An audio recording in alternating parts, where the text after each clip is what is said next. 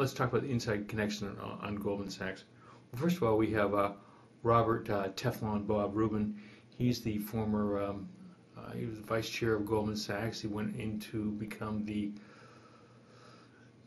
Secretary of Treasury of the United States, and after he left the Secretary of Treasury of the United States, he went to work for Citigroup.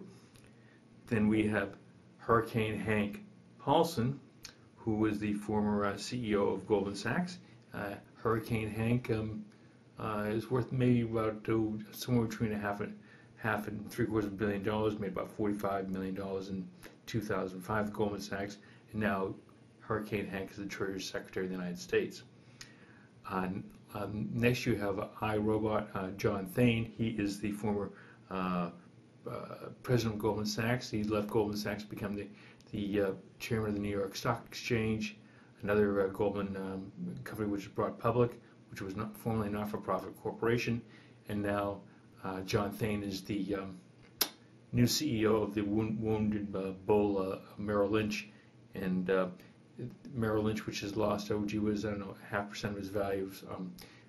When Thain actually joined Merrill Lynch, he got about an $82 million signing package. So business is pretty good for John Thain.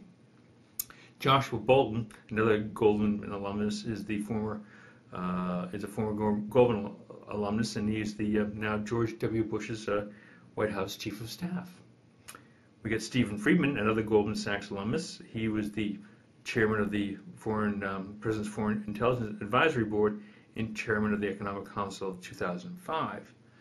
Then we have John Corzine, who is now the governor of New York, but before he was governor of New York, he was a U.S. senator, and where he spent $60 million, became elected to a U.S. senator, and prior to that, he worked for Goldman Sachs.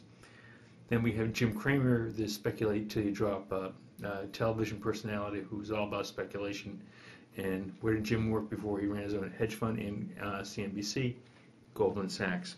Then we have Eddie Lampert, and he is one of the highest paid hedge fund managers in the world. He made over $1 billion twice, and he's run Sears Holding Corporation. And then we have one of my favorites is Robert Zoellick. He's a former vice chair of Goldman Sachs, and now he's president of the World Bank, which was formerly run by Paul Wolfowitz. And lastly, we have John Whitehead, who is another Goldman Sachs prodigy, and he is formerly the chairman of the Lower Manhattan Development Committee and chairman of the Federal Reserve Bank of New York, and a deputy secretary of state.